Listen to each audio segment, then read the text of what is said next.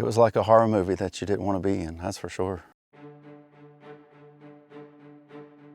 You know, generally when something like this comes, people are hearing about it for weeks or at least days. There didn't seem to be any of that forewarning like a hurricane you would normally have. But I'd heard bits and pieces, and I had told Josh that if I'm not here in the morning, you know why. Started seeing a lot of the wind and the rain come in. It didn't look like anything any different, but it just kept coming harder and harder. And then trees started falling. It was raining so hard. It's like a pressure washer with 200-pound pressure, but a 2-inch nozzle on it. Alarming new images tonight of the catastrophic damage from Helene. Electric poles down, the roads completely flooded, trees on houses. I couldn't believe it. The stoplight was completely fallen over.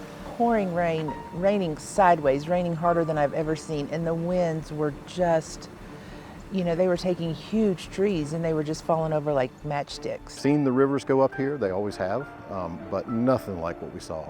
And then the wind and the tree damage, it was phenomenal. It really was. You just can't even explain how bad it was. It was almost apocalyptic. Around late morning, we lost power. We had houses that was washed away. It was 6 days before I could even get home. So I slept in my car 2 nights and then was able to get a hotel room to stay. You know, I was there's no power, no water, no nothing. Couldn't talk to my family, you know, I didn't know. You go to your back door and see trees and just start coming towards you, and then the next thing you know, you're down there. Right over in there is where it was ended up, way off down in there. And it's just a miracle my son's here. Oh, when it was moving, I thought this is it. I was just waiting for it to go away. But when the house stopped, it was just like I'm still here.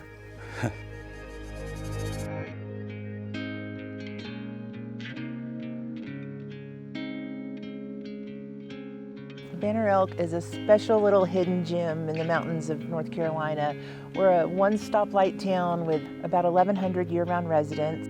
People love to come up here in the summertime. I mean, the scenery is unbelievable, and to play golf at these extraordinary courses in the mountains. It's a big draw for tourism. There's really a feeling of community and family here, and while you don't have to be from here we're all here for the same reasons. Yeah, we're all here for the same reason. We all love Banner Elk and we want to see it do its best. And being here, it's a special place.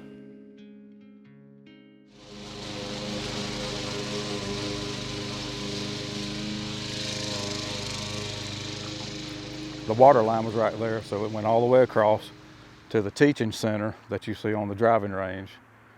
And then that sounds, you can't appreciate it unless you could see. It wasn't just standing water, all that water had current.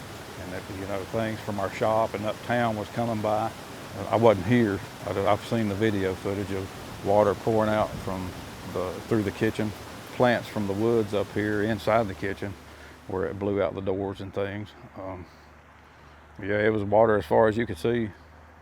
My name is Jamie Jones. I've been employed here at Elk River for approximately 38 years. It's been tough, along with, you know, everybody's got their personal life and things going on with that all the time. And then on top of this, with the contractors being on a timeline, an enormous amount of money that it costs to rebuild a piece of ground like this requires a lot of hours.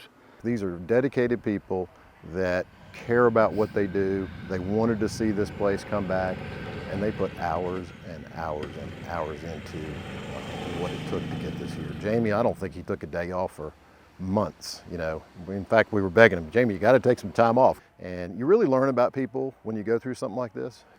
You know, Jamie lost his home. And if you think about that, you lose your home, but you're still showing up for work every day. This is the first time I've been here in a while. It's, I don't know, it's still, can't believe the magnitude of what happened. The floor of the trailer was probably waist high here, and it was almost 3 feet up in the floor, in the inside.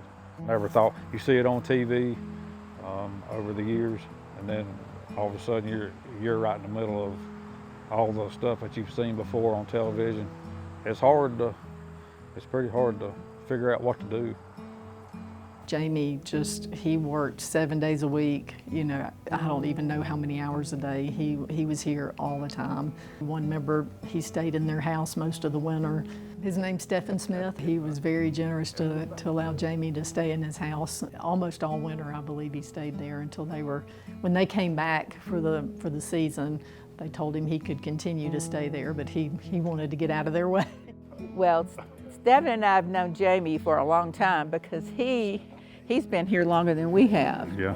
But we've been here 15 years. When we knew that Jamie was without a home and we were with a home that we had to leave for the winter, we just said, this is your home now. Right. It was really pretty cool to see how the community came together and everybody helped everybody, and even people that you didn't think. People did extraordinary things. You don't take help gracefully. Yeah. He likes to give help, but he's one of those guys who doesn't necessarily like to get it, okay? And I said, come on, Jamie.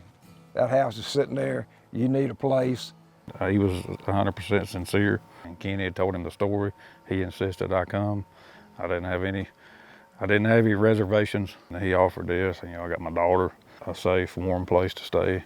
Of all the extraordinary things that happened, that was nothing compared to what a lot of people did.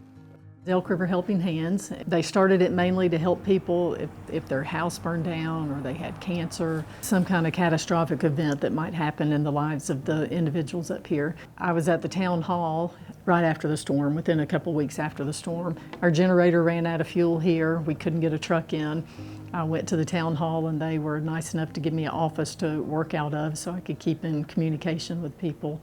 And I just heard them talking in the background about, so many people want to donate money and they didn't really have a vehicle for them to do that. Wanted to help, individuals that were so devastated by Helene. And I said, well, we just started this little charity, and I said, not really off the ground yet. Before long, they were sending out a payment link, and I think through that payment link, we collected over close to $500,000. And in a fairly short amount of time, considering the amount of money that came in. People didn't have jobs. A lot of people up here depend on hospitality. They depend on tips. They depend on the restaurants. They couldn't get to work. Restaurants were closed, no power, no water, no sewer. So we gave out small amounts of cash to begin with just to help them get through those first few weeks. Then we started looking at, bigger picture, what do people need? In a pretty short amount of time, we were able to start helping people with their financial needs. They helped us some, yeah. We actually take care of the water in there, in Elk River. We got them back up as soon as we could, but it washed them away pretty good too. They guys come to me, heard the story, and said, here, fill this paper out, and they've given us 2 checks. The club has been wonderful. Helped out people that needed help. We had the airstrip out here. We actually had stuff with a helicopter flown in, supplies and stuff. With the community, we couldn't have done it. We was shut off from, there was 2 accesses into our county. If it hadn't been for the club and the community around us, it wouldn't have been possible. We had over 600 aircraft landings during that time frame, over 60 helicopter landings. Had some big Chinooks come in, brought a group of supplies. A lot of our members have aircraft. We had some other folks that associated with Elk River that brought in supplies more than one time. Ex-military and active military came in to help run the airport for 6 months. We had 4 members let us use our airplane hangars, so we stored all of the supplies in there, even from EpiPens, toilet paper, drinks, anything that people could bring. And they were distributing that out in our 5-county area, trying to help anybody in need. Just so heartfelt to see a private gated community work with the town and to be right there with us, shoulder to shoulder with relief work, with getting things out. That I can't say enough good things about Elk River and everything they did for the community.